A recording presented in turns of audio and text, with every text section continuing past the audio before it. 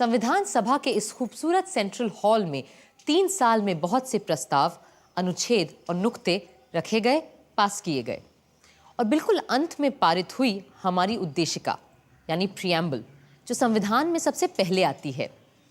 संविधान अगर एक राजनीतिक संवैधानिक दस्तावेज है तो ये उद्देशिका उसका दार्शनिक नजरिया, the philosophic vision document of our constitution. इस उद्देशिका की नींव शुरुआत में ही संविधान सभा के 5वें दिन 13 दिसंबर 1946 को रख दी गई, जब पंडित जवाहरलाल नेहरू ने सभा में एम्स एंड ऑब्जेक्टिव्स रेजोल्यूशन को रखा था। ये संविधान सभा अपना पक्का अहद जाहिर करती है कि हम भारत को एक आजाद खुद मुख्तार जमहूरियत घोषित करते हैं। आजाद खुद मुख्तार जमहूरियत हिंदुस्तान को अपनी सारी सत्ता जनता से ही हासिल होगी और इसकी गारंटी देते हैं कि भारत के पूरे आवाम को सियासी, सामाजिक और आर्थिक इंसाफ, दर्जे, तरक्की और कानून के आगे बराबरी, विचार, इजहार ख्याल, बयान, राय, धर्म, पूजा, नौकरी, संगत और काम की आजादी, माइनॉरिटीज, पिछड़ों, आदिवासियों और दूसरी दबी पिछड़ी जातियों को माकूल सुरक्षा, गणराज्य की सीमाओं और जमीन की अखंडता की हिफाजत, ताकि ये कदीम देश दुनिया के तमाम मुल्कों में अपना सही सम्मानित स्थान पा सके और तन, मन, धन से विश्व शांति और मानवता के कल्याण में हाथ बटा सके। आगे संविधान सभा ने जो कुछ भी किया उसका मार्गदर्शक यही प्रस्ताव था और जब अलग अलग कमिटियों, विद्वानों और सभा के सहयोग से पूरा संविधान बना तो मई सन 1949 में उसकी उद्देशिका भी सामने रखी गई और ये काम ड्राफ्टिंग कमेटी के प्रधान डॉक्टर भीमराव अंबेडकर ने किया।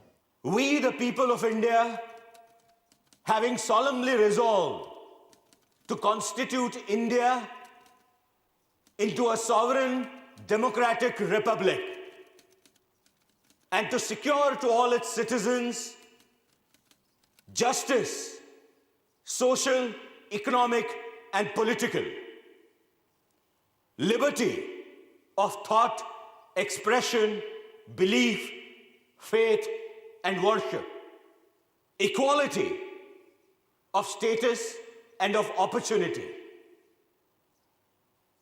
and to promote among them all fraternity, assuring the dignity of the individual and the unity of the nation.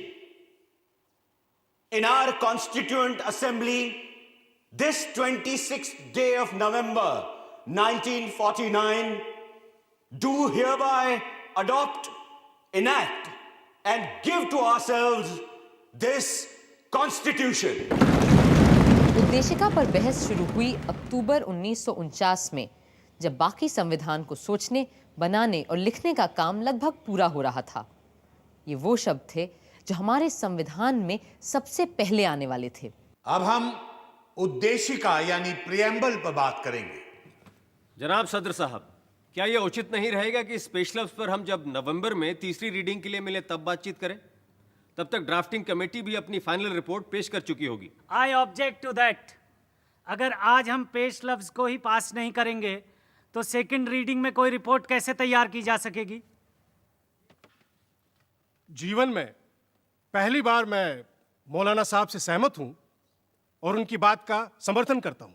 हमें पूरे संविधान को ही दूसरे पाठ में पास करना है और प्रियम्बल भी संविधान का ही एक हिस्सा है। इसलिए उद्देशिका को अब हम टाल नहीं सकते, लेकिन मुझे लग रहा है कि हसरत मोहानी साहब का अमेंडमेंट अहम है, जिसमें इन्होंने कुछ नए मुद्दे उठाने की कोशिश की है। इसलिए वे अपना संशोधन पहले पेश कर सकते हैं। मेरे 3 अलग अलग अमेंडमेंट्स हैं। पहला ये कि हमें प्रियम्बल में लफ्ज सॉवरेन डेमोक्रेटिक रिपब्लिक के बजाय अ सॉवरेन फेडरल रिपब्लिक या अ सॉवरेन इंडिपेंडेंट रिपब्लिक लिखना चाहिए। लेकिन मेरे दोस्त डॉक्टर अंबेडकर ने बड़ी मक्कारी से दो अहम अल्फाज फेडरल और इंडिपेंडेंट को हटा दिया है और उनकी जगह वो डेमोक्रेटिक लफ्ज ले आए हैं। सर मैं एक पॉइंट ऑफ ऑर्डर उठाना चाहता हूं कि अगर ये संशोधन पारित किए गए तो इसका नतीजा ये होगा कि हमें पूरे संविधान को ही दोबारा से लिखना पड़ेगा। हाँ, पर जिम्मेदार कौन है इसके लिए? मैंने शुरू में ही आप लोगों को रोकने की पुरजोर कोशिश की थी। मैंने तभी कहा था अगर आप हिंदुस्तान के मुस्तकबिल का फैसला लिखने जा रहे हैं तो पहले तय कर लीजिए कि किस किस्म के आइन का तसव्वुर कर रहे हैं। मौलाना हसरत मोहानी के 2 संशोधन पारित नहीं हो पाए मगर वो अड़े रहे।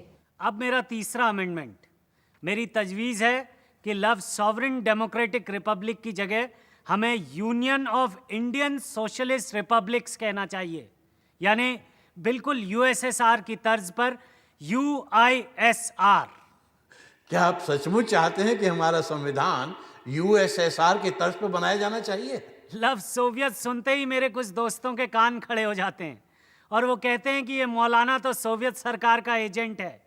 अरे रूस तो दूर, मेरा तो हिंदुस्तानी कम्युनिस्टों से तक कोई ताल्लुक नहीं है।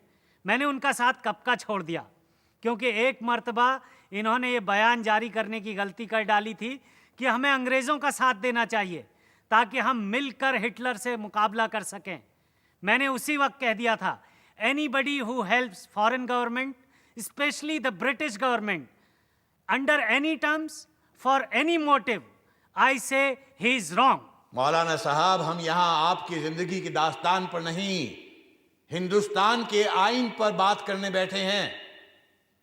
आप बस अपने अमेंडमेंट पर बोलिए। जैसा आप मुनासिब समझे। मेरी इस असेंबली से और डॉक्टर अंबेडकर से बस इतनी गुजारिश है कि वो सारी सियासी माइनॉरिटीज़ को उसी हमदर्दी की नज़र से देखें जैसा सोवियत यूनियन ने अपने यहाँ किया है। इसी के साथ मैं अपना अमेंडमेंट मूव करता हूँ और डॉक्टर अंबेडकर से गुजारिश करता हूँ कि वो इसे कबूल कर लें। मौलाना हसरत मोहानी जितने कोमल शायर थे उतने ही तीखे वक्ता, पर उनके बाकी सारे संशोधन प्रस्ताव भी नामंजूर कर दिए गए।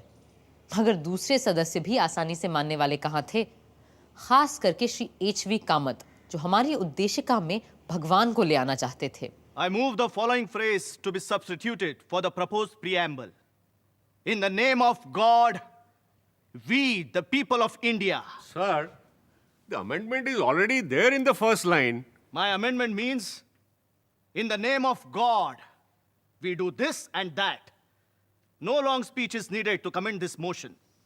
Sir, if Mr. Kamat's amendment is accepted, that would amount to compulsion in the matter of faith. Freedom of faith is a fundamental right. According to the Constitution, a man has right to believe in God or not. Therefore, this amendment should be ruled out.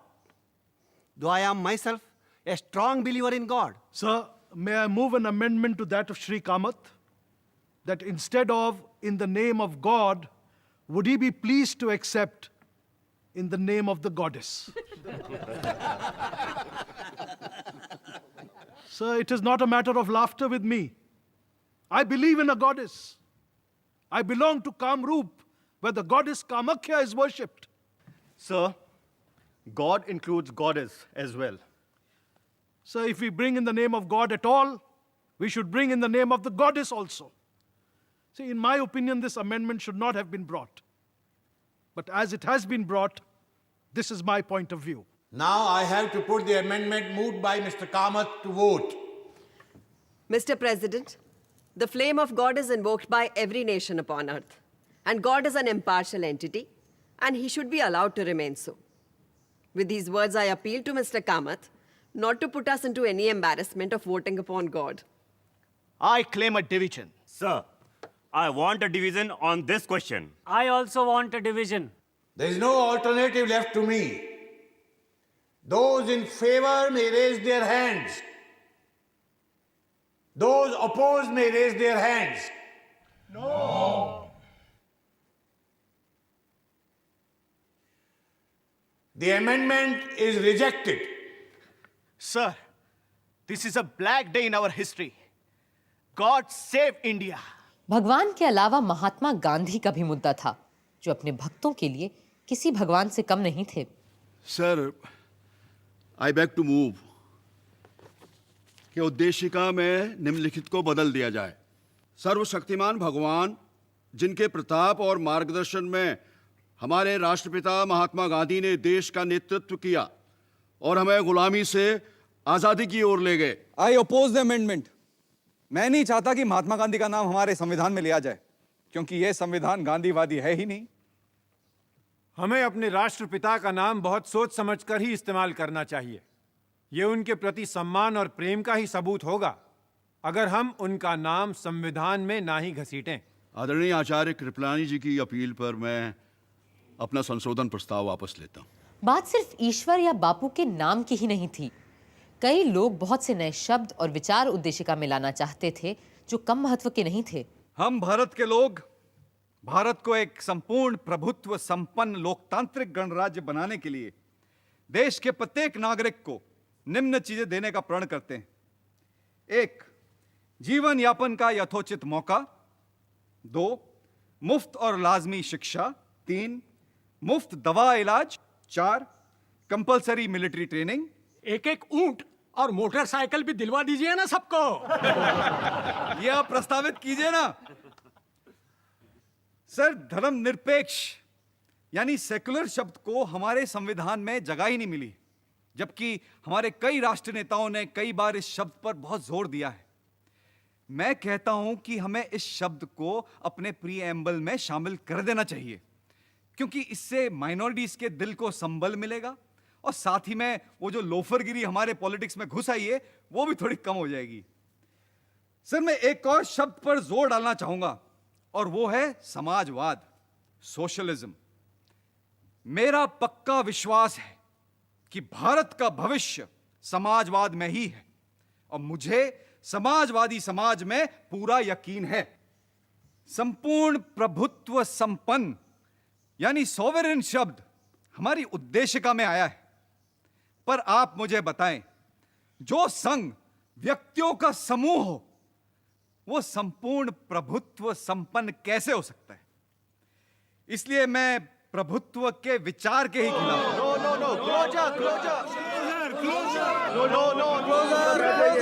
जी, मैं बड़ी मोटी चमड़ी वाला ढीठ हूं, आपके चीखने चिल्लाने से बैठने वाला नहीं हूं। श्री ब्रजेश्वर प्रसाद को बैठना ही पड़ा, किंतु 25 साल बाद उनके सुझाए दोनों शब्द समाजवादी और पंथ निरपेक्ष यानी सोशलिस्ट एंड सेक्युलर उद्देशिका में आ ही गए। उधर श्रीमती पूर्णिमा बैनर्जी ने कई महत्वपूर्ण नुक्ते सामने रखे। Sir, I feel that the preamble forms one of the most important parts of the Constitution. It lays down the goals to which we are striving and stands as a charter of our freedom and a measure of our success or failure. I do not think that we should be content with considering the masses of our people as sovereign just because once they go to the polls every 5 years, their sovereignty is secure. I feel that in the preamble, mention of that sovereignty should be made. अगले वक्ता थे गांधी जी के समाजवादी शिष्य आचार्य जेबी कृपलानी, जो Congress party में पंडित नेहरू और सरदार पटेल दोनों से अलग विचार रखते थे। Mr. President, like a seasoned host, you have reserved the choicest wine for the last. हालांकि इस प्रियम्बल पर बहस शुरू की ही बैठकों में होना ज्यादा सही होता, क्योंकि यह संविधान की तमहीद है। इस तरह हमें प्रियम्बल सतर्क कर पाता कि कहीं हम इसके बुनियादी उसूलों से हट तो नहीं रहे हैं। इस सभा में रोज दर रोज और हफ्ता दर हफ्ता बैठकर मैंने यह महसूस किया है कि हम इस उद्देशिका के बुनियादी उसूलों को भूलकर अक्सर भटकने लगते हैं। Yes, we get distracted. ये उसूल वैसे तो कानूनी या संवैधानिक उसूल नहीं है, बल्कि आत्मिक और सैद्धांतिक हैं। अब जमहूरियत या जनतंत्र को ही ले लीजिए। What exactly is democracy?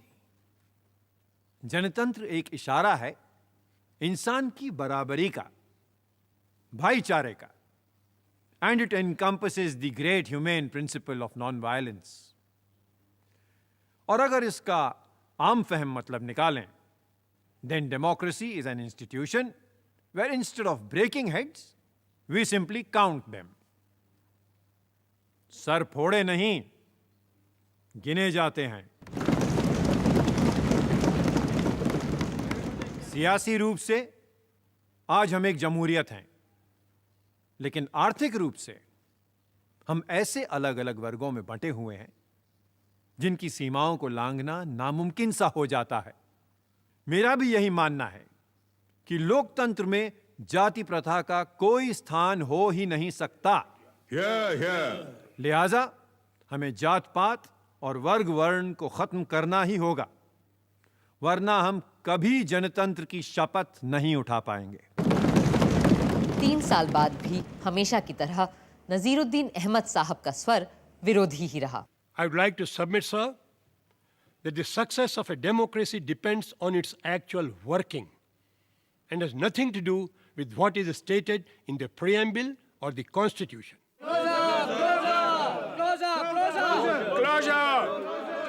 I take it that the closure is accepted. I shall now ask Dr. Ambedkar to reply.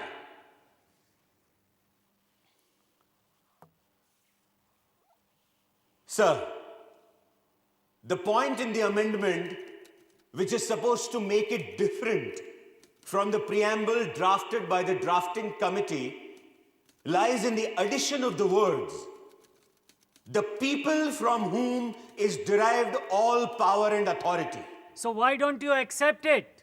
Those members of the House who are worried should not separate the other parts of the amendment from the closing words.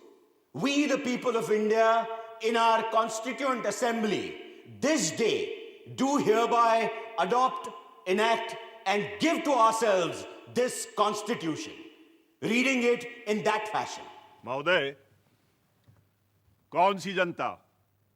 Bharat की जनता? उनका तो सवाल ही नहीं उठता. यहां केवल संविधान सभा के सदस्यों की बात हो सकती है. I would like the honorable members to consider a portion of preamble of the Constitution of the United States. We, the people of United States, do ordain and establish this Constitution for the United States of America. As most members know, that Constitution was represented by a very small body. So I do not understand, unless a man was absolutely pedantic, that a body of people, 292 in number, representing this vast continent in their representative capacity, can't say that they are acting in the name of the people of this country. Does this preamble embody the desire of the House that this Constitution should have its root, its authority, its sovereignty from the people? It certainly does. Therefore, I am not willing to accept the amendment. और इस तरह doctor Ambedkar के नेतृत्व में काम कर रही drafting committee का बनाया प्रियम्बल पास हो गया और हमारे संविधान का हिस्सा बन गया.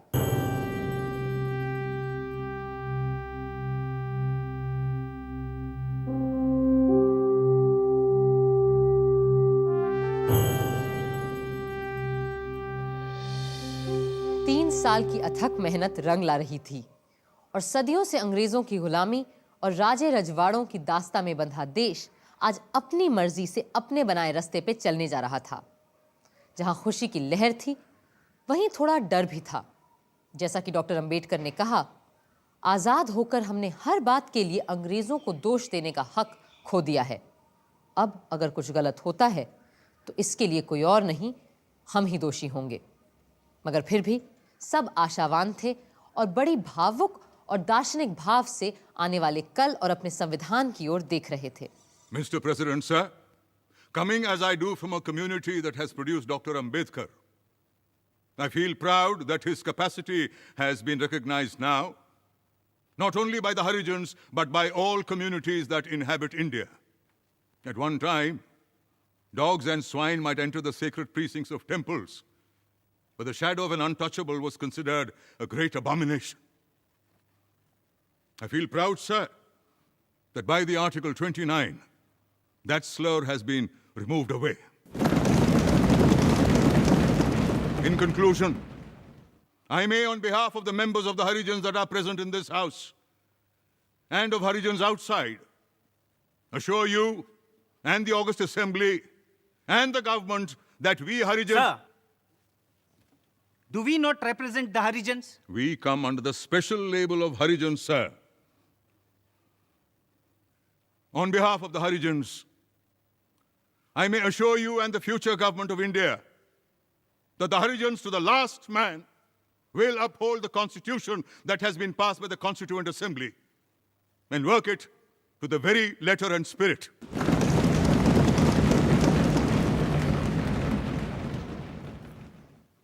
Sir, it is something like this. We wanted the music of Veena or Sitar, but here we have the music of an English band. The first and foremost advice which Mahatma Gandhi ji gave in his picturesque language was that the constitutional structure of this country ought to be broad-based and pyramid-like. It should be built from the bottom and should taper right up to the top. What has been done is just the reverse. The pyramid has been reversed. Whether or not we are right in having discarded Gandhiji's idea of constitution making, it is too soon for us to judge. The future will judge for itself. Samajwadi चिंतक professor केटी शाह का संविधान की कई धाराओं से बड़ा विरोध था, फिर भी वो आशावान थे। सभापति महोदय, ये हो सकता है कि हमारा संविधान अपने इरादे और आकार में लोकतांत्रिक हो, पर लोकतंत्र के मंत्र जनता की, जनता द्वारा, जनता के लिए सरकार के आदर्श से हम बहुत दूर हैं। अगर हम संविधान की विभिन्न धाराओं को गौर से परख के देखें, फिर भी ये भी विश्वास है कि सारी कमियों के बावजूद हम इस संविधान को सही तरह बरतें तो निकट भविष्य में ना सही 5-10 बरस के अंदर हम देश में सच्चा लोकतंत्र स्थापित कर सकेंगे। तभी देश की जनता इस देश की सच्ची शासक बन पाएगी। सदर साहब, संविधान सभा ने सबसे बड़ा खतरा हर वयस्क को मताधिकार देकर मोल लिया है। मैं ये भी बता दूं कि मैं इसे खतरा क्यों कह रहा हूं। हमारे देश की 85% जनता अनपढ़ है, मगर सदर साहब फिर भी मैं कहूंगा कि हमने ये खतरा सही अपनाया है, सोच समझ के ये दांव लगाया है, क्योंकि बिना हर वयस्क को मताधिकार दिए हमारा प्रजातंत्र बिल्कुल निरर्थक साबित होता।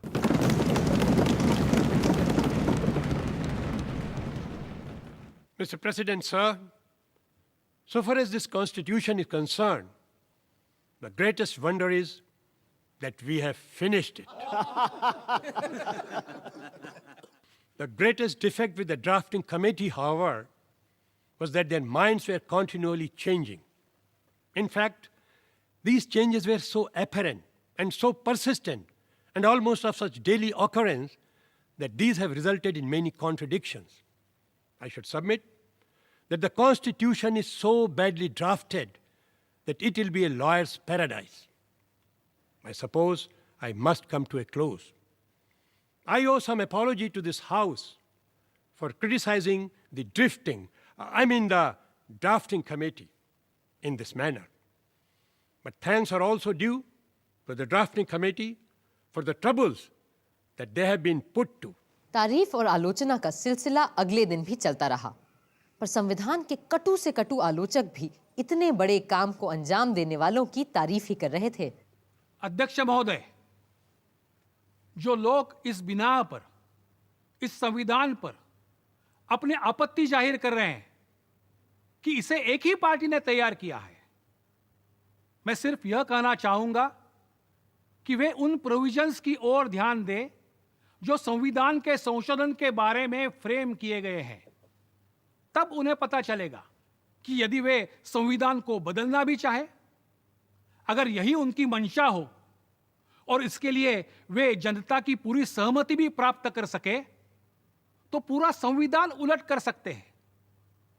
ब्रिटेन के एक संविधान के बारे में एक फ्रांसीसी लेखक ने कहा है, पार्लियामेंट मर्द को औरत में तब्दील करने के अलावा जो चाहे कर सकती है। और इस संविधान के बारे में मेरा भी ख्याल है कि आने वाले लेजिस्लेटर एक मूर्ख को विद्वान में तब्दील करने के अलावा कुछ भी बदल कर सकते हैं। सेठ दामोदर स्वरूप ने भी कई तीखे सवाल किए उस दिन। सभापति महोदय, मुझे क्षमा करें कि मैं कुछ कड़वे सच आपके सामने रखने जा रहा हूं। इस देश के लोग इस संविधान के पास और लागू हो जाने के बाद भी संतुष्ट और सुखी नहीं होने जा रहे हैं, क्योंकि इस संविधान में लोगों के लिए है ही क्या। आप इस दस्तावेज को शुरू से आखिर तक पढ़ जाइए, पर कहीं भी किसी भी अनुच्छेद में ना आपको गरीब के लिए रोटी का जिक्र मिलेगा, न भूखे नंगे शोषित लोगों के लिए उम्मीद का मुद्दा। इसके अलावा न इसमें काम और रोजगार की कोई गारंटी दी गई है। सभापति महोदय, यह संविधान पास किए जाने के लायक है ही नहीं। हम ऐसे फौरन कूड़े की टोकरी में फेंक देना चाहिए। और हम ये करें या ना करें, देश की जनता खुद इस संविधान को कभी स्वीकार नहीं करेगी। एक के बाद एक कई लोगों ने सवालों की झड़ी लगा दी। Sir,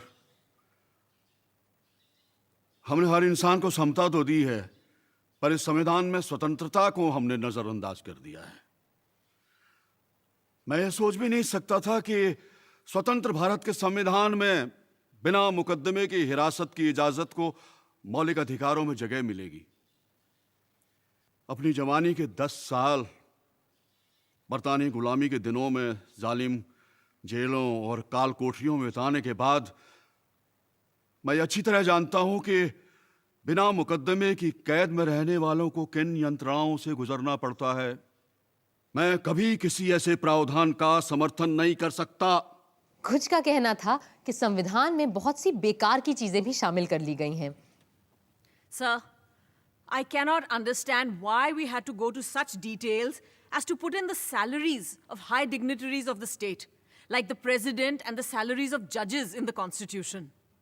I should like to point out that in the modern world, where money is always changing in value, a sum of rupees 5,000 today may tomorrow be worth only 500 or 5. So in the Constitution, what purpose can it serve by prescribing the exact amount of the salaries? Mr. President, my bitter complaint is that the Constitution is silent about death sentence. I wish we had put in the Constitution that there should be no death sentence. Mr. Chaudhary, you are becoming very serious. I am always serious, sir, but others take me lightly. After all, we are followers of Mahatma Gandhi, who had adopted to some extent the teachings of Jesus Christ. You must not take eye for an eye. You must not take a tooth for a tooth.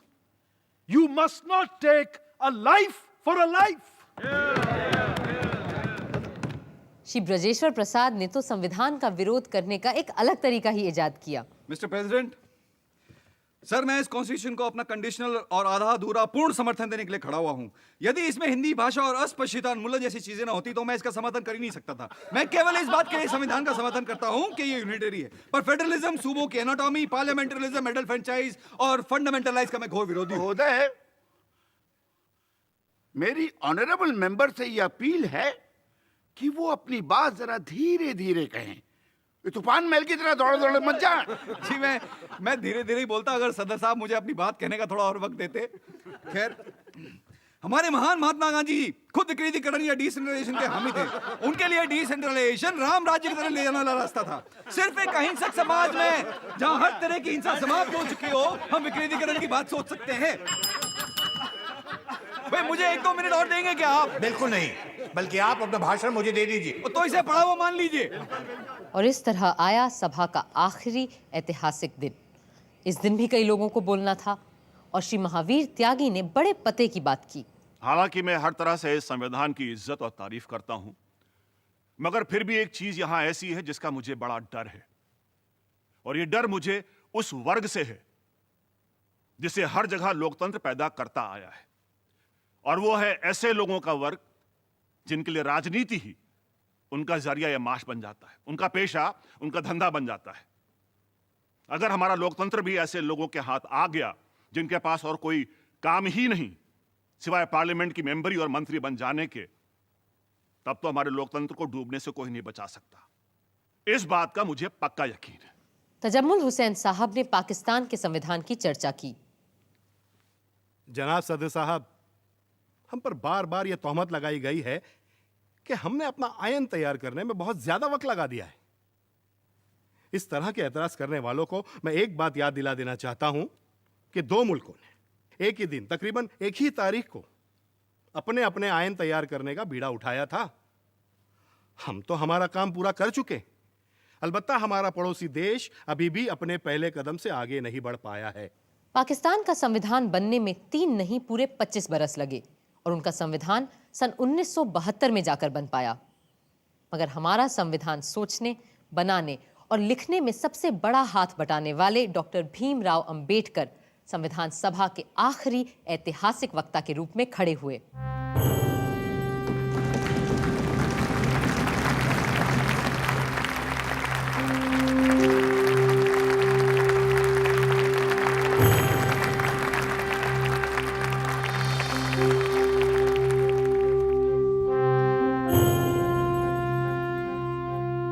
Sir, looking back on the work of the Constituent Assembly, it will now be 2 years, 11 months, and 17 days since it first met on the 9th of December 1946.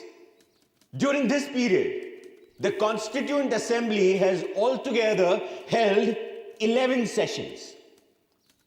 These 11 sessions of the Constituent Assembly have consumed 165 days. Out of these, the Assembly spent 114 days for the consideration of the draft Constitution.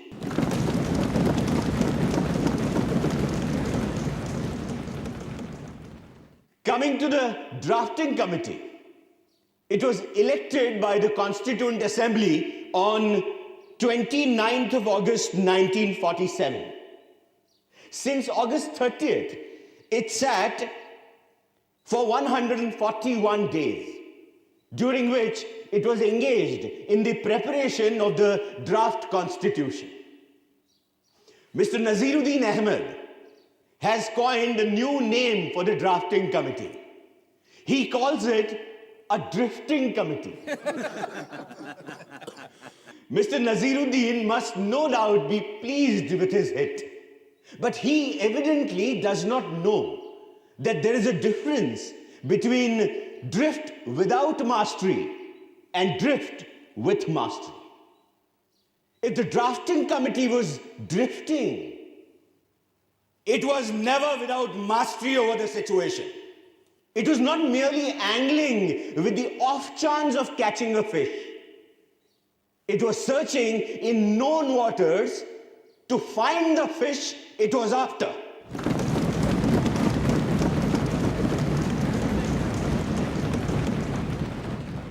I'm glad to find that with the exception of a solitary member, there is a general consensus of appreciation from the members of the Constituent Assembly of the work done by the drafting committee.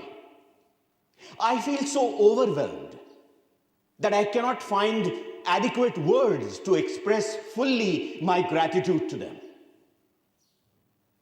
I came into the Constituent Assembly with no greater aspiration than to safeguard the interests of the scheduled castes. I had not the remotest idea that I would be called upon to undertake more responsible functions. The credit that is given to me does not really belong to me. It belongs partly to Sir Benegal Narsingh Rao, the constitutional advisor to the Constituent Assembly, who prepared a rough draft of the Constitution. Much greater share must go to Mr. S.N. Mukherjee, the chief draftsman of the Constitution. On the 26th January 1950, India would be a democratic nation, in the sense that India from that day would have a government of the people, by the people, and for the people.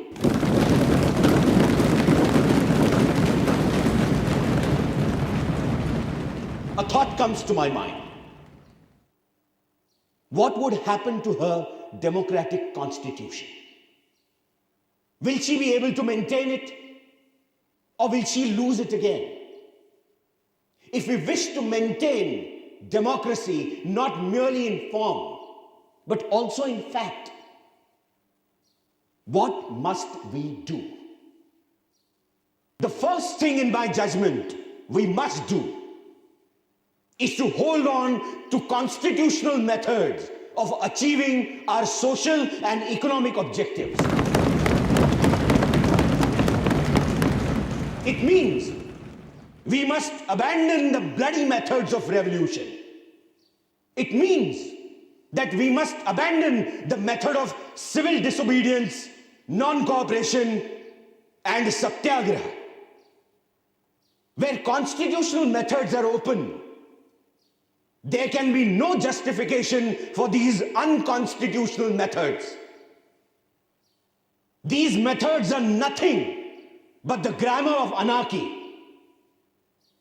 And sooner they are abandoned, the better for us. The second thing we must do is to observe the caution which John Stuart Mill has given to all who are interested in the maintenance of democracy. Namely, not to lay their liberties at the feet of even a great man, or to trust him with power which enables him to subvert their institutions. This caution is far more necessary in the case of India than in case of any other country.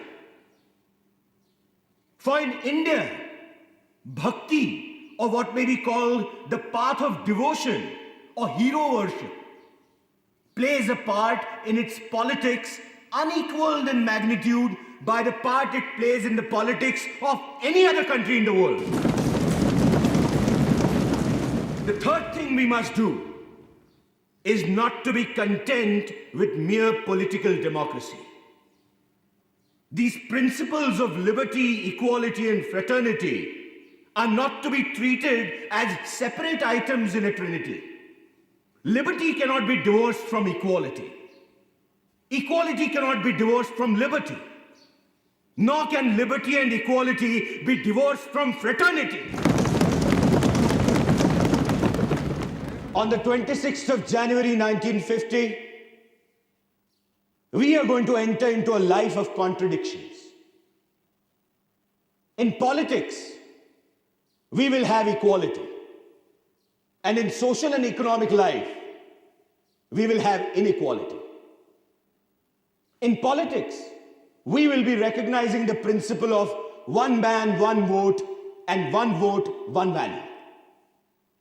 In our social and economic life, we shall, by reason of our social and economic structure, continue to deny the principle of one man, one value. How long shall we continue to live this life of contradictions? How long shall we continue to deny equality in our social and economic life? If we continue to deny it for long, we will do so only by putting our political democracy in peril. We must remove this contradiction at the earliest moment, or else those who suffer from inequality will blow up the structure of this political democracy so laboriously built up by this assembly.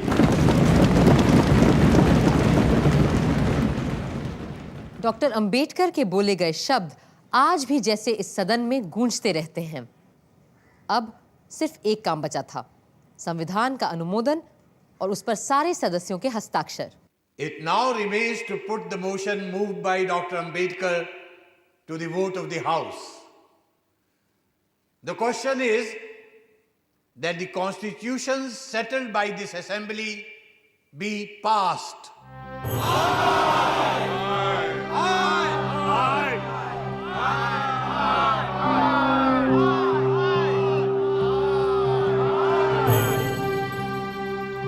motion is adopted. Bharat माता की जय! भारत माता की जय!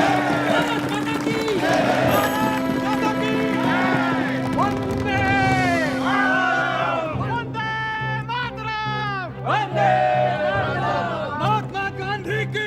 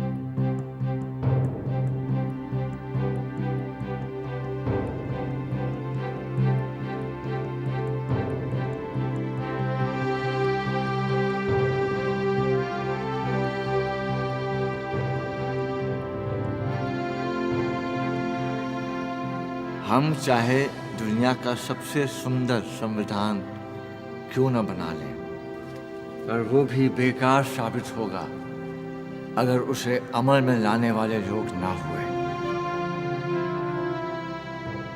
24 जनवरी को संविधान सभा आखिरी बार एक महत्वपूर्ण काम के लिए मिली। इस दिन जन गण मन को राष्ट्रगान और वंदे मातरम को राष्ट्रगीत के रूप में अपनाया गया और इसी दिन नए गणतंत्र के पहले राष्ट्रपति का चुनाव भी किया जाना था। लोकतंत्र की परंपराओं की नींव रखते हुए 2 लोग पद के उम्मीदवार बने, प्रोफेसर केटी शाह और डॉक्टर राजेंद्र प्रसाद। सभा ने उसी व्यक्ति को चुना जिसने 3 साल संविधान बनाए जाने की प्रक्रिया की अगुवाई की थी। डॉक्टर राजेंद्र प्रसाद भारत गणराज्य के पहले राष्ट्रपति बने। अब तो बस 26 जनवरी का इंतजार था। देश भर में उत्सव की सी तैयारियां हो रही थीं और क्यों ना होता ऐसा, सदियों बाद एक दबा कुचला मुल्क अपने खुद के बनाए गए रास्ते पे चलने जा रहा था।